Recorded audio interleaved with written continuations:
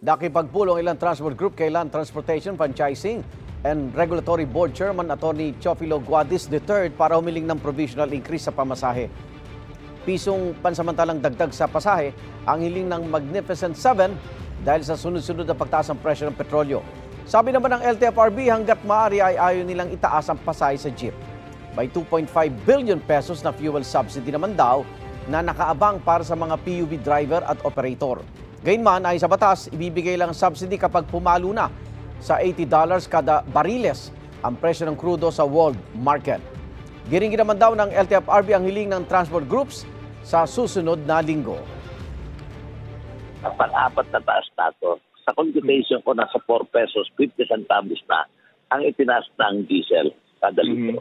Hindi na makakaya. Kung hindi mag-reach yung 8, ibig sabihin, hindi pa ganong mataas yung presyo ng gasolina, but just the same, we will hear their provision, their petition. There might be other reasons, like yung pagtaas ng cost of living, yung sahod ng mga empleyado, yung piyesa ng mga gamit nila. Igan, mauna ka sa mga balita, mag-subscribe na sa GMA Integrated News sa YouTube para sa iba't ibang ulat sa ating bansa.